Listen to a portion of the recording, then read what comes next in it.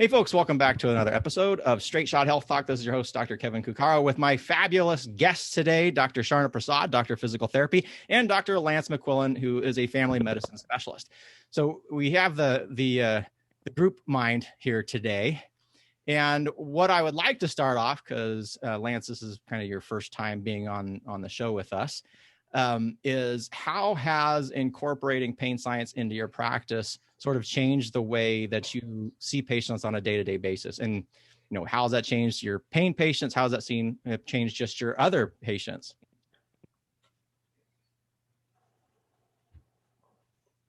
Sure. Yeah, I'd love to share my experience. And should I just start talking, or do just start talking, man?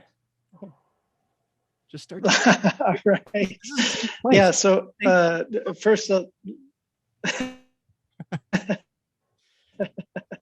little bit about me. I'm a family practice doc. I've been practicing about 15 years. I have provided primary care my entire career. I'm a primary care geek. I went into primary care to try to save the world. And I still feel passion towards,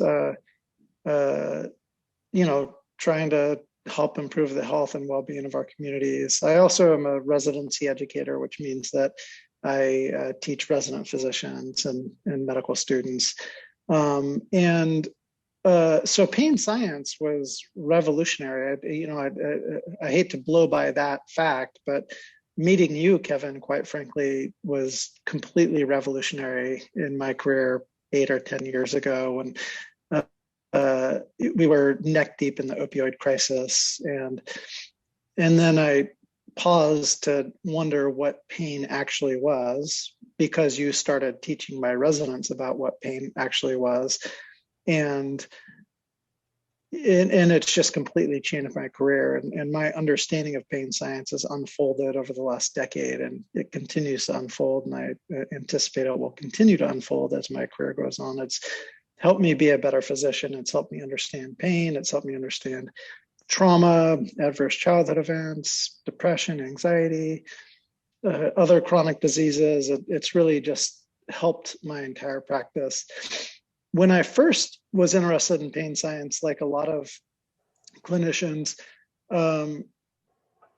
it was in part out of the discomfort about what we were doing.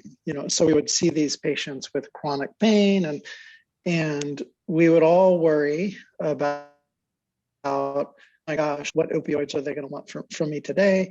And I think we all felt that tension about,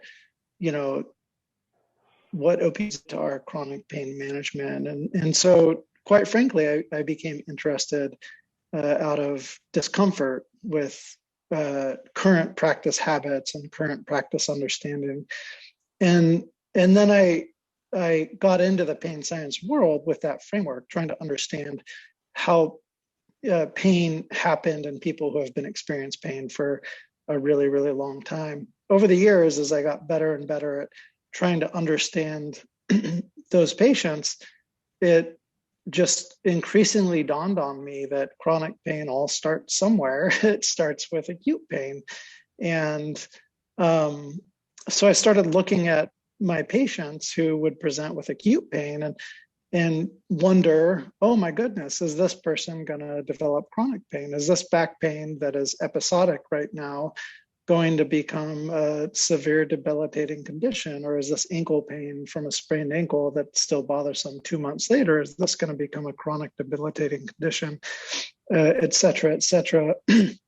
And so I started pausing to try to understand those patients, the acute back pain.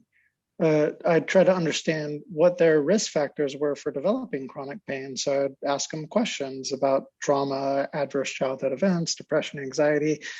And I had a growing awareness that, there were some risks there. And so I just started using some of the same educational tools that I had been working on with my chronic pain patients. With my acute pain patients, I'd say, oh, hey, I know this back pain has only been a few weeks, but do you know why you hurt? Do you know what pain is? And I just started exploring brief interventions with patients with acute pain. And I discovered that those conversations were way easier than patients who have had pain for decades because they were so much less threatening. And you explain back pain to someone who's had back pain for 3 weeks. And I've almost never had a patient get angry with me. They all say, oh yeah, that totally makes sense. I get it. And then they ask constructive questions like, well, what sort of things can I do to help reduce the protective reflex of my brain? And so then we can have constructive conversations. And unfortunately, I don't have data about outcomes from pain education and acute pain scenarios. But I definitely have, been accumulating anecdotes of patients who do pretty well after conditions that, maybe in the past would set them up for failure. So that's sort of how I stumbled across that. I've sort of stumbled my way through my career and like discover things by accident. And I just discovered by accident that, oh my goodness, we should be talking about what pain is to patients with acute pain, particularly if they're at risk for developing chronic pain. So yeah. Well, and I think that's important for numerous reasons. But one of the things you talked about was data, and we always want to be thinking data driven, right? But this becomes very difficult. That's a very large scale study. And the other part of this is a prevention modality, and prevention is really hard to study. On the flip side of that, if we're just thinking as a clinician, how difficult has it been? I mean, it sounds like it has almost changed the dynamic of those encounters where it may have just improved that clinical relationship early on. So even without the absence of long-term data, just that interlude seems like it would have changed. Oh, absolutely. You're just planting little seeds, and the kind of baseline model goes like this. Mr. Jones, you have back pain. It's only been going on for 3 weeks. Your prognosis is really good because I don't see anything dangerous going on in your back. And then a month later, Mr. Jones comes in and says, gosh, my back still hurts. And again, the baseline previous pain science, the clinician says, gosh, there's still nothing wrong. I don't know what's going on, ...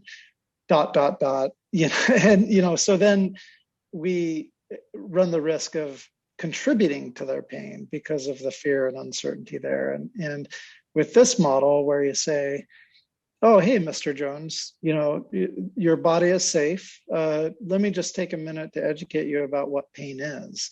And, then you'd say pain is protection. You go through patient oriented education at their level, and then if they come back a month later, then you can say, all right, let's dust off that education. So what does that mean? And of course you examine them and you touch them and you do your due diligence, but then you're, not contributing to pain and you're actually doing things that may actually help them. And there is some data that education and mindset about what pain is does improve outcomes. I know that Dr. Mosley tries to downplay that data, but it's there. And then, you're right. Professionally, what's my responsibility? I think my responsibility is to educate my patients and to be there for my patients, to make sure that they're safe, and then to educate them. That's fundamental to being a physician. That's what draws a lot of us into primary care, is because we want to form relationships and educate and help people find more health and well-being. A lot of health and well-being isn't data oriented, so we don't need that massive large-scale study that shows that 2-minute brief intervention improves long-term outcomes to feel a responsibility to educate our patients about what's actually going on. Yeah.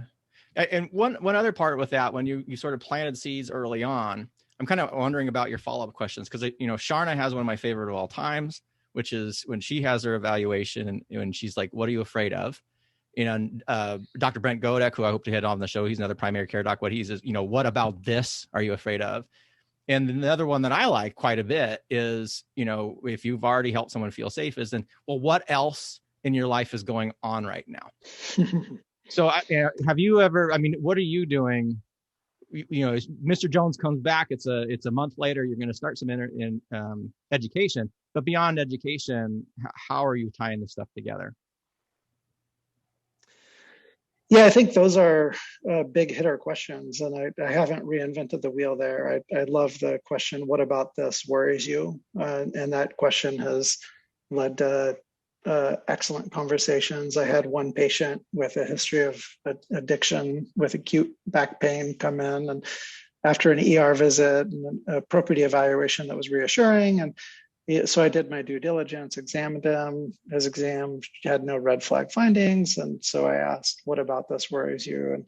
And he said, "Well, I've just lost 100 pounds in the last year through all these positive health efforts, and I just thought that I would be more healthy after this massive weight loss transition, and I'm worried that this back pain means that I'm not actually more healthy." And that was just like, oh, great. Okay, now I know exactly where to go with my conversation, as opposed to me flailing my hands around. So I love that question. What about this situation worries you? One thing that I find myself asking about, and I don't have a great question for this, is about root causes from the patient's past. Have there been situations where you haven't felt safe? I have a patient who I'm working with right now who is experiencing some whole body pain. It's been going on for a few months, but this person hasn't experienced substantial pain in the past that's led to medicalization. The person generally tries to avoid medical care, which is good. But they are experiencing a whole lot of body pain. And so I've, done all my tricks. What about this worries you? What do you think this pain is trying to protect you from? I did my basic education about what pain is, and the patient, is going along like, yeah, okay, I get it. I buy that. That totally makes sense. But there's still a bit of a disconnect, and I, in some ways that's okay. We don't have to like fully flesh out every situation. But when I asked about her, hey, how was your childhood? Oh, it was great. Parents were great. Lots of love in the house. Like, oh, no abuse or trauma or instability. Nope. Good parents. And then you just dig a little bit more, like, oh, were there situations in your childhood that made you feel unsafe? And it turns out that this person grew up during a civil war. Their teenage years happened in a country where there was civil war, and they lost friends and family members, and they slept in their clothes for several years of their life, getting ready to escape. So I guess I don't have a specific question, but just the curiosity to dig deeper, like, where is there a lack of safety in your background? And there's almost always something there. And I don't need to always understand it, but I think I do want to help my patients draw connections. So then that was like an epiphany, like, oh my goodness, well, let's remove yourself from your current experience. Just picture this little girl going through a civil war. What's going to happen with her development, and what sorts of protective mechanisms is she going to develop to protect herself? And so she, at the end of that was, like, I absolutely makes sense. I've never really thought about this. I've never made the connection. My parents were always there and supported me, but I never realized that could have such a big impact on me. And so, I think that may pay off in dividends for future experiences that she has. Well, and I want Sharna to chime in on this a little bit. But what is absolutely amazing from my perspective is, as a physician, you're busy. As a primary care doctor, you are extraordinarily busy. And so if you have sort of even just like a superficial awareness of like trauma and pain, you may say, well, how was your child? And they say, oh, it was fine. And then you stop. But that question, well, okay, something isn't started adding up here. Where's the danger coming from? And just the broad, you kind of open up almost, I don't want to say like a detective, but you're sort of making the story richer, where you've revealed this context. And I'm like saying, when you said that, I'm like, she grew up in the middle of this, where I got like goosebumps, like, holy crap, what would that do to me? I have a loving family, and then you're in the middle of something like that. And it just, it brings awareness. So a lot of people will come in and say, well, there's nothing, my childhood was perfect, or everything was fine. And it's just being willing to not go and accept just the superficial and just kind of probe around a little bit in a safe manner makes a big difference. But Sharna, you've been really quiet, and I would love to, this is, it's different for you because I know how much you like to talk. So what are your perspectives as a PT, and particularly a PT who's got experience now being embedded in a primary care environment, and how that role has been when you're seeing this kind of acute chronic pain science embodied practice kind of model? Well, thank you, Kevin.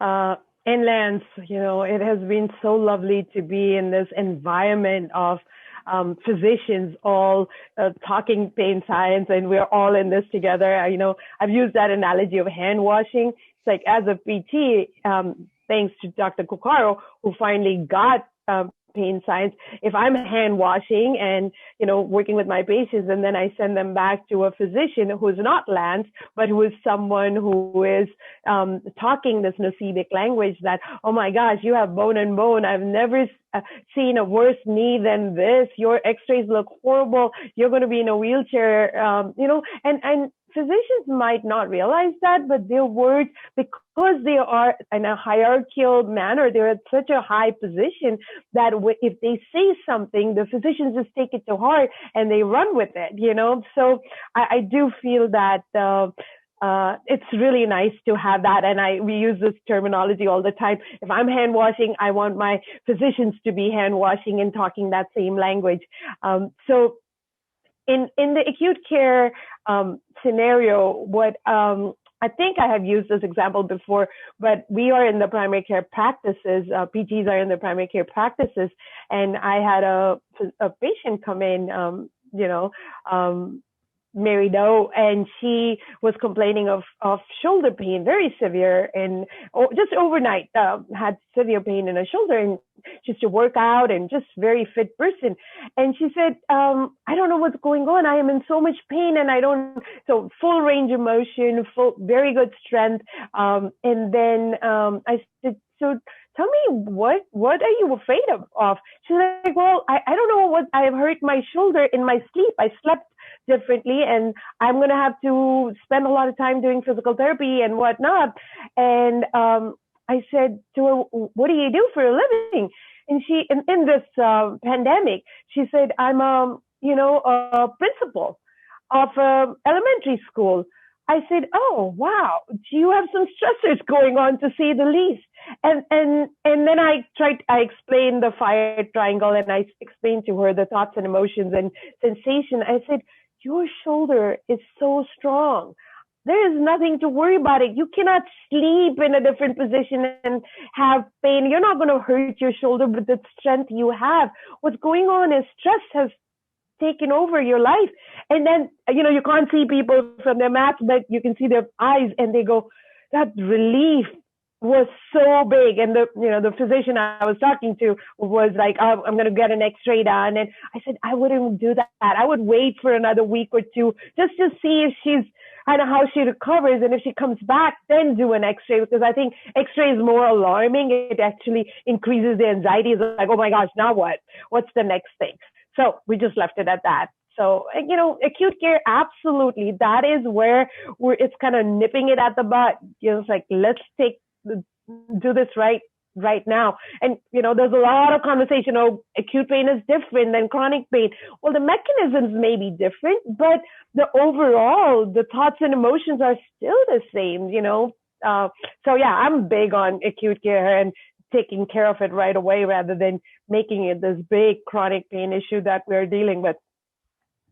Well, and I could see in a primary care environment with people, I should say, we know the data, but I've seen this happen, and the people like, well, I'll just get an X-ray anyway because it always makes the patient feel better. Like, dude, okay, first of all, that's anecdote. Second of all, we have data that says exactly the opposite.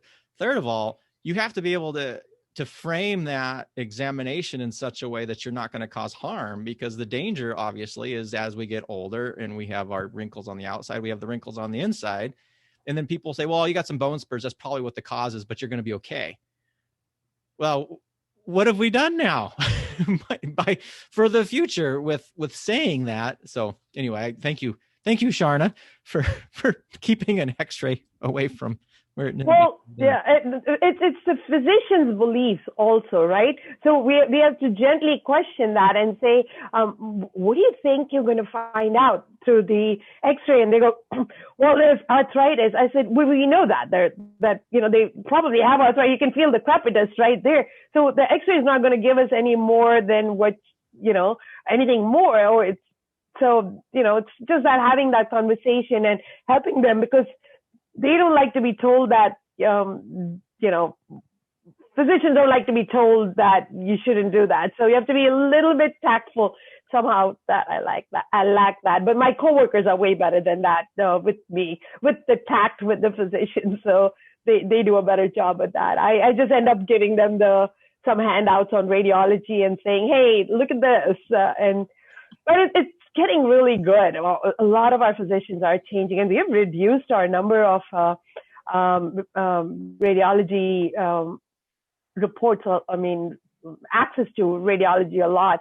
And they're changing the reimbursement of the physicians in that particular clinic through Medicare. So that's a big thing that I don't have all the details of that one, but I think they are working on that. Incentives. Is that true, Lance, that the doctors don't like to be told they shouldn't do that? Yeah. We spend 8 hours a day, every, years and years being the expert in the room. And we eventually believe that we're the expert in everything. Shockingly, practice makes perfect. And another thing that I guess, Sharna, just to add on to what she said about doctors getting x-rays, and I think, we often rationalize, well, the patient, wants this, or maybe it'll give reassurance. And as you appropriately pointed out, there's data that says that's not true. But the other thing is it points out just the delta in the mental model. And so fundamentally the work that you're doing, trying to educate clinicians about what pain actually is, to shift the mental model, I think that remains extraordinarily important, because if the physician is driven by fear to do that x-ray because they don't have a clear mental model that this kindergarten principal, of course, her arthritis is going to be aching during a pandemic. If the physician doesn't have the mental model to understand why that pain may be there, then we're going to be doing things because we don't have a clear picture of what's going on with the patient. That's a great point, and I don't think it's limited to physicians for sure. I think we can call that's clinical related fear, because Sharna, I'd like you to chime in here. I think a lot of the stuff that we do in the kind of the hesitance language that we do, and the over imaging, the really kind of restrictive language that we'll say. I'm assuming in PT, if you have somebody that you don't know what's going on, you may be super restrictive. Well, you can't do this, and you can't play golf, and you can't bend, and you can't do all this stuff. And I think a lot of times that's because of our fear of something bad, because as clinicians, we don't understand how you can hurt without a structural, quote unquote, cause or damage being done. What are you guys' thoughts on that? Or Sharna, what do you think with your colleagues? Is that something that you think you're seeing or not seeing, or? We're seeing a lot of that, because Kevin used to say that the attitudes and beliefs of the clinician affects the patient's treatment. I'm like, what nonsense does he talk? But it's after 7 years of listening to you, it's finally like, oh my gosh, that is such a big key to our pain management. It's not what's happening with the patient as much as what's happening with the provider, because the provider believes in the tissue damage is pain. So you see that, especially our orthopedic patient therapists, they are very tissue driven.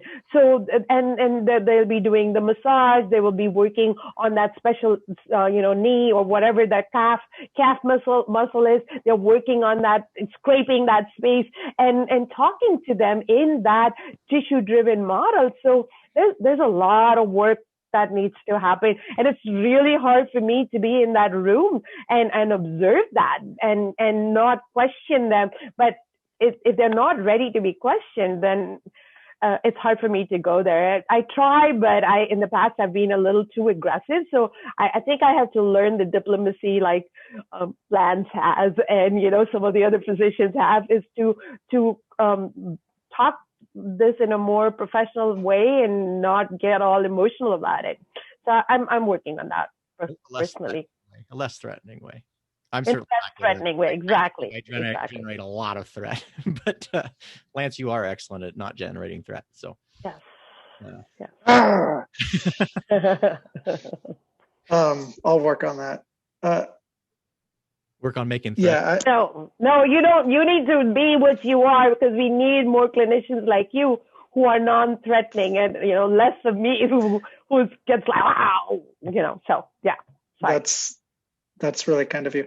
The one other thing that I would point out in what you just said, Sharna, is that the physician's beliefs and mindset can also lead to cynicism and burnout, and the whole eye rolling.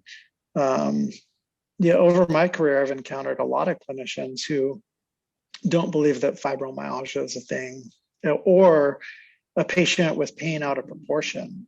So.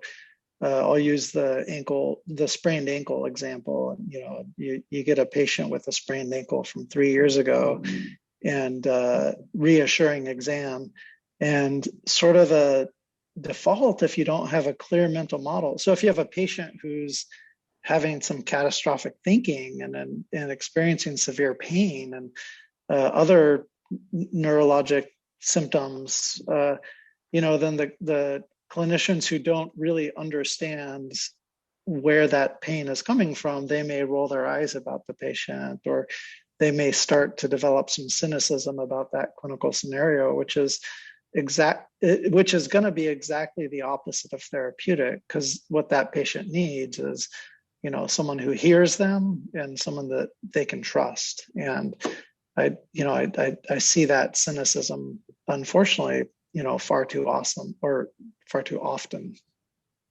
Yeah, but I had a physician once say that I'm so tired of these chronic pain patients and wanting opioids all the time, and they say the same story 100 times, and I'm sitting over there going, oh my gosh, if you listen to it the first time and just validate that you heard their story, you won't need to hear it 100 times. The rest of the 99 times won't come, because the patient is yelling to be heard.